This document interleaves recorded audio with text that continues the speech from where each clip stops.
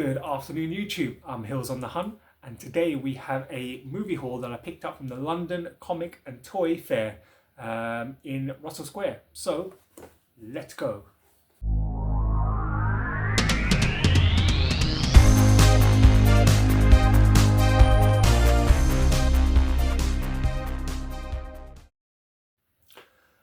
Alright, welcome back to the channel. So yeah, like I said, I recently visited the London Pop and Comic Mart, which is based in London, Russell Square in the Royal National Hotel.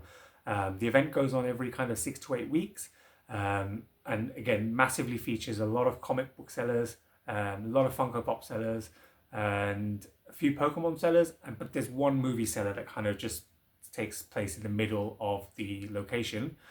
Which is where I normally go to, and I normally stock up quite well. I have got a previous video from the last haul I got from there. I did say I was going to record some footage. Living in London, train strikes and whatnot meant that I got there like an hour later than I wanted to, and it had already got busy. So I've taken a little bit of footage from when I was at the movie stand, but I didn't want to kind of engulf in anybody else's in shopping. So I didn't get too much. Hopefully, fingers crossed, there's one more coming in December, so I'll try and do a bit more recording while I'm there. But yeah, you'll see kind of what the location was like and how busy it was, and a few of the movies that I got through. So yeah, we'll play that now, and then I'll come back and show you what I picked up.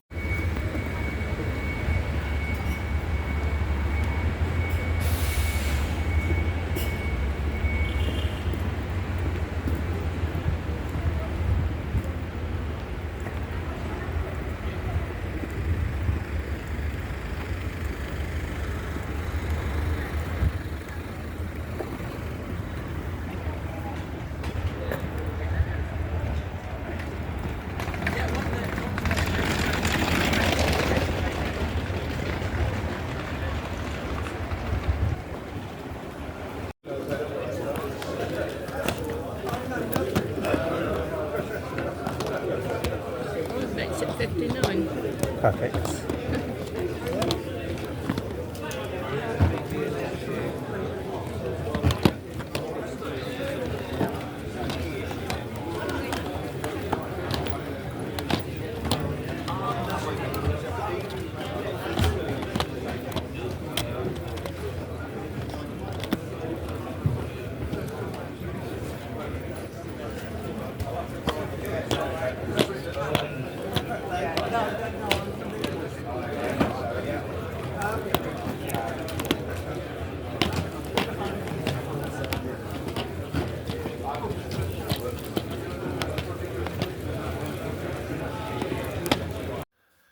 So yeah, welcome back. Hopefully that small example gave you an idea of kind of what kind of movies you can pick up there. They have everything in this one little seller, and I think he has like 6 to 8 little tubs of just movies, and you just wiggle your way through them, and there's just so much from creature features to 70s, 80s movies to Hammer horror to yeah, there's just, I mean, you saw there's loads in there in terms of what you can pick up, and honestly, I could stand there all day and just fill multiple bags up in terms of picking up movies.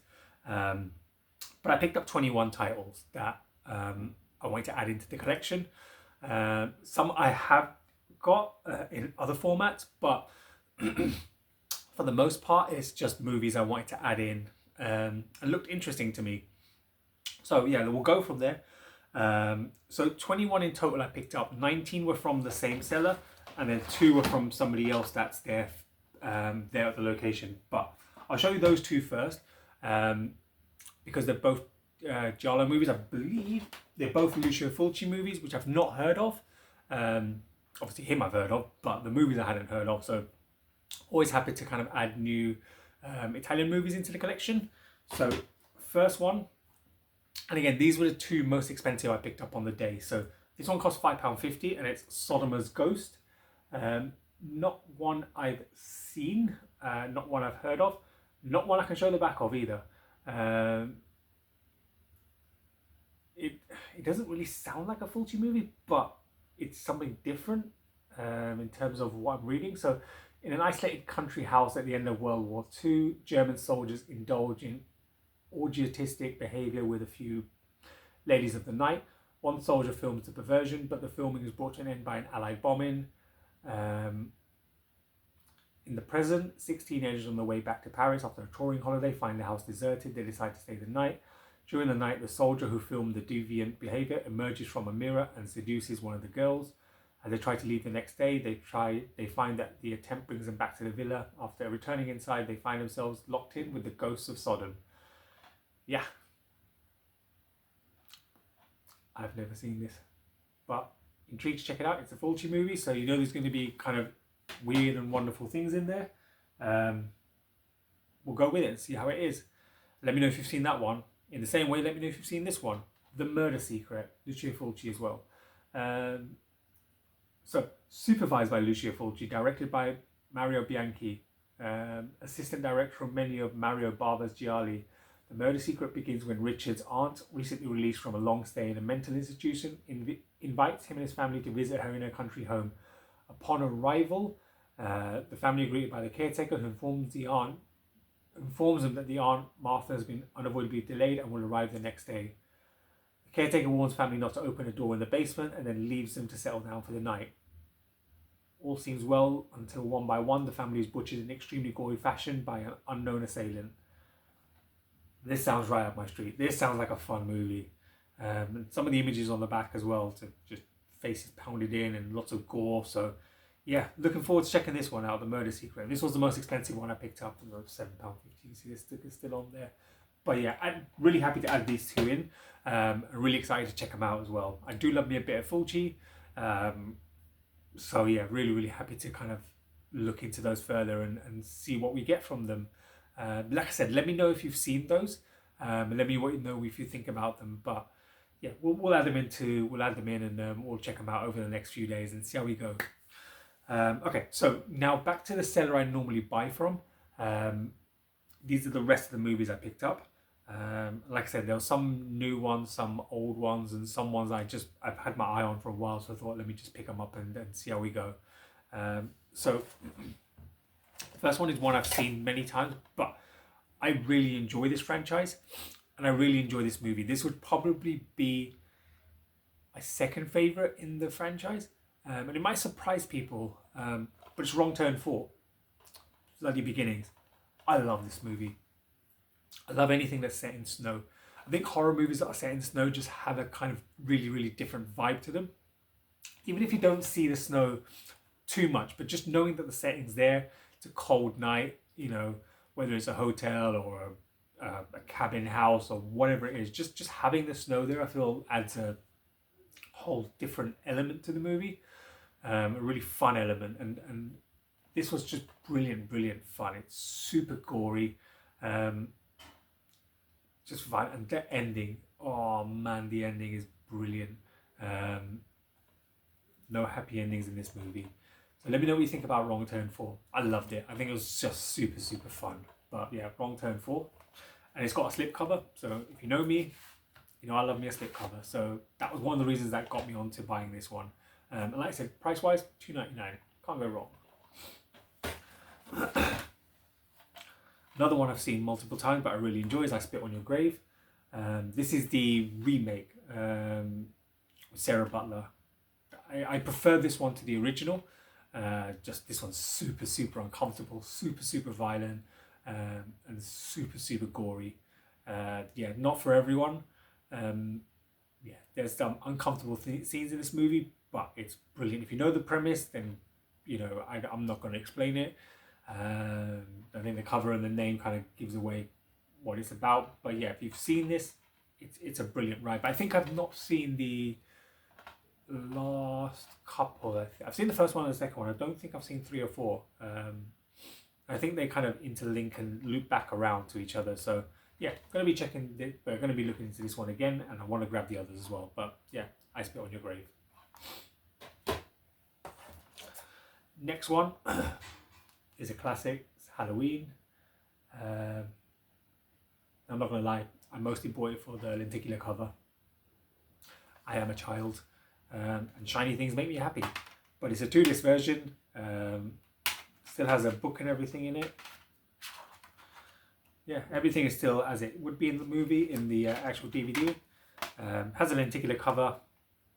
Yeah, I don't need to say much about this movie. It's a classic. Just flashing the cover there, back and forth. So yeah, just a fun Halloween movie. Again, spooky season is upon us, so this will be going in. Next one is Bloody Moon. Now I was talking to a couple of friends about this one, because it sounds like a wild ride, and I think we're all going to be watching this one at some point. But yeah, this one, Miguel is a mentally disturbed nephew of the rich Contessa. He has spent 2 years in a lunatic asylum after attacking a young girl who rejected him during a beach party. Now he's out on probation. Several young girls die under brutal circumstances. As police has no clues to the identity of the killer, people start pointing their finger at Miguel. Yeah, it looks like a wild ride. Jess Franco, so you know it's just going to be very, very uncomfortable and very, very weird and wild and out there. But yeah, Bloody Moon. Let me know if you've seen this one. Alright, so next one is Killer Clowns from Outer Space. Just fun. This is just a fun 80s movie. Yeah, there's not much to say about this one. 1988, just silly fun. Yeah, it's one of those movies you can't really take seriously. Just enjoy for what it is. Again, it won't be for everyone. Not everyone will like it, but if you're in for a fun ride, you want something to pass 90 minutes, give it a go. Killer Clowns from Outer Space. Switchblade Romance or High Tension comes under both names, but this is this is brilliant. I absolutely love this movie. It's just French wildness. Alejandro Aja, yeah, it's just super fun. And this movie, it does have its haters, and the reason for it is the twist in the middle. I won't say anything else, but it's just, people don't expect it, but when it happens, people hated it. But I enjoyed it. I liked it. I enjoyed kind of what happened and how it played out. So yeah, but it's super fun, super gruesome. What happens kind of in the beginning and throughout the movie really. But this is a fun movie. Really good French movie. So yeah, Switchblade Romance. Another one I haven't seen, but I have come across. I think I picked up the VHS of it. Not having a VHS player, but there you go. It's Herschel Gordon Lewis. I've seen a couple of his movies and I had fun with them because they're so far out there and they're a bit weird and wonderful. So yeah, I was happy to add this one and get this one in. Gruesome Twosome. Again, this one just sounds like a wild ride. Crazy old Mrs. Pringle runs a little wig shop where she specialises in wigs made entirely from human hair. Offering to rent rooms to local college girls, Mrs. Pringle scurries the girl into a back room where her psycho son provides the wig for his mama by gorily scalping the women. What's not to like? Herschel Gordon Lewis, like I said, makes this one. There's even a extra on the back of this, archival short subject, Wigsorama. It just sounds like a crazy wide. Yeah, looking forward to checking this one out. In that cover, this looks like an old style TV show, you know, so yeah, looking forward to checking this one out as well, the Gruesome Twosome. Let's see how it goes. Speaking of Herschel Gordon Lewis, Blood Feast 2, All You Can Eat. I loved the first one. I absolutely loved the first one. And the Cannibal Caterer, just brilliant fun, just super wild. I had so much fun with it. So when I saw this one at the show, I was definitely picking it up. If you haven't seen it, check out the first one, Blood Feast. Brilliant fun. So over the top, so wild and so silly, but so enjoyable. But yeah, looking forward to plugging this one in, Blood Feast 2. George A. Romero, Night of the Living Dead. Classic. It's a classic. But good to add this in. Again, there's so many of the kind of the Living Dead movies that I want to get into the collection. One I haven't seen is Return of the Living Dead. It's one I haven't seen yet, and I've been told multiple times I need to go check it out. So it's on my hit list. I'm always checking these out at the fairs. I haven't come across it yet, but when I do, I'll be snapping it up. But yeah, I was happy to add this one in, Night of the Living Dead. Don't Go Into the House. Threshold into Terror. Yeah, not seen this one. As a child, Donald grew up under the sadistic rule of an overbearing mother. Her method of punishment is severe burning.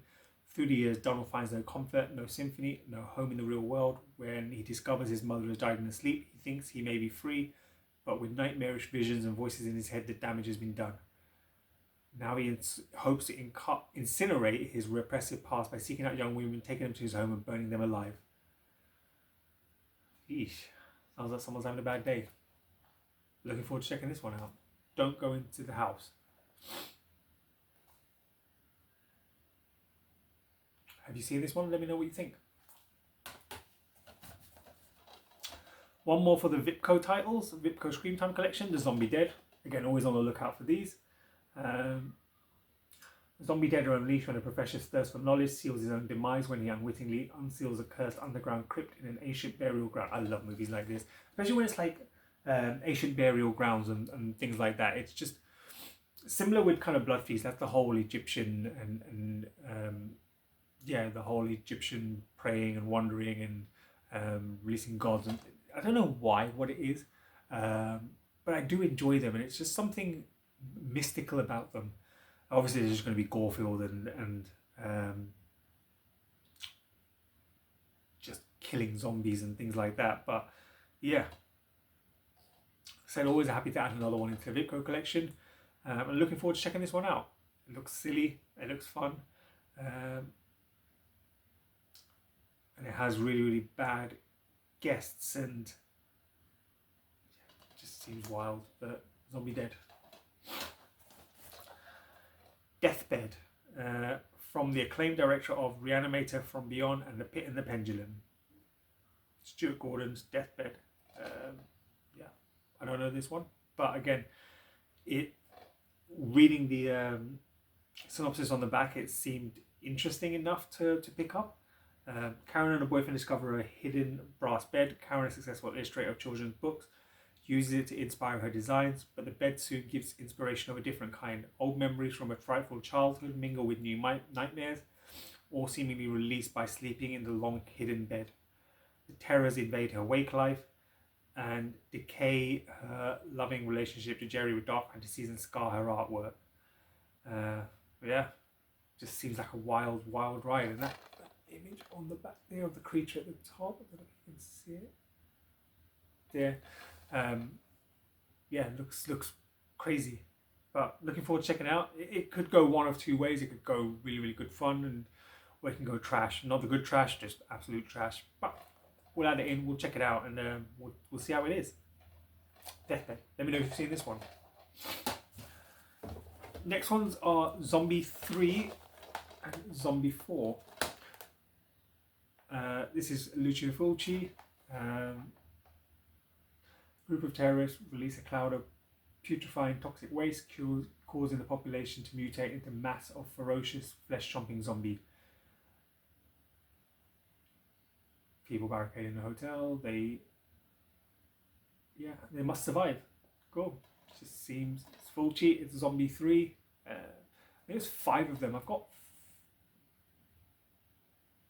They've got most of them, I think, now.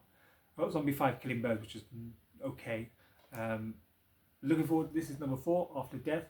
A voodoo curse on a remote island opens the gates of hell for flesh-eating undead to devour the living, with blood spurting, head bursting, human puppetry, cannibalism, and great zombie gore and FX. Who will survive? Yeah, this one's not by Lucio Fulci, but I think it just falls under the zombie title because it's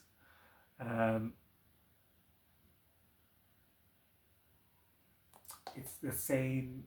I think the same kind of movies, but it's written by Claudio Fragiso, who wrote the 3rd one as well, and he's directed the 4th one. So I think that's the link between the 2 movies. But yeah, 3 and 4 Zombie. Now I picked up 2 of the same movie, but the original and the American remake. So the Japanese version of Pulse and the American remake of Pulse. And I'm looking forward to checking these out side by side just to see the difference. Most of the time, a lot more than most of the time actually. Generally, the original kind of Asian movie is just so much better than the American remake. Not to say that they're like superbly bad, but you don't get the same kind of fear, emotion, interaction with characters. I think movies like The Ring and The Grudge, I feel the American remakes would have done better by not having a big name actress in there, because that was then the focus. But I understand that's the selling point, to say, oh, Sarah Michelle Gellar's in this, and or if you have the eye, you have Jessica Alba in it, and it's just like, and again, for us in this side of the world, that the actresses in the Japanese one, they may be big names over there, but for us, it's just someone new. It's just a really good actress. I mean, the American remake has Kristen Bell, it has Christina Milian, so not massive name. I mean, Kristen Bell is quite big enough, but yeah, it's ones to kind of check up side by side and just see the absolute difference in both of them. And I think we're going to do a post on both of them. So yeah, we'll see how we go with them. But yeah, Pulse, Japanese, American. And the final three we have are Reanimator, Bride of Reanimator, and Beyond Reanimator. I have not seen any of these. So if I'm barred from being a horror fan, then I apologize in advance. I've not seen any of these. I've wanted to watch them for a long time. I've found copies of like Bride of Reanimator and Beyond Reanimator. I think I've got a German steelbook of Beyond Reanimator or Bride of Reanimator, one of them. I've never been able to find a copy of the original Reanimator. And I was like, I don't want to kind of watch them until I get the first one. So now that I've got three, let me know if there's more. I mean, I've only heard of three of them. But if there are more of them, let me know. I'll seek them out, because why not? But yeah, happy to add these in. Trying to figure out what order they will go in.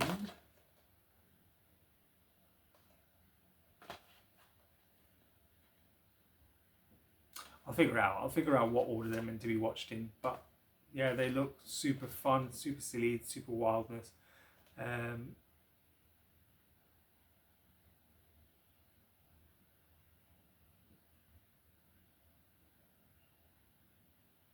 So it looks like it's Reanimator, Bride of Reanimator, and Beyond Reanimator. I could be wrong there, but yeah. I did these in. Have you seen this trilogy? Let me know what you think about them. That is everything. So yeah, really happy with that haul. I'm looking forward to the next event in December. There's something in between. So there's a film fair in November at the same location. November 2nd, I believe, on a Sunday. So I'll be definitely going there as well. And that will be a lot more film. So there'll be a lot more movie sellers, a lot more American movie sellers. So your Vinegar Syndrome, your Severin, your hardest to find titles. There's more movie memorabilia. They have a few guests there as well. And they have movie posters. Those who know me know I'm a big fan of the Japanese Chirashi posters. So I'll be looking to add a few more into the collection. But yeah, super happy with that. Let me know what your favorite one was from there. Let me know if any of them I've kind of hit or miss on in terms of what you thought about them. And let me know about the video overall. So if you enjoyed the video, like, comment, subscribe. Plenty more coming in the channel. But yeah, thank you so much for your support. I really appreciate it. We're closing in on 50 subscribers. So really happy. Blessed with every view that I get. I'm super happy with all of it. So thank you so much for everyone. And yeah, stay happy. Look after yourselves. Be kind. It doesn't cost anything. And I'll see you on the next one. So take care.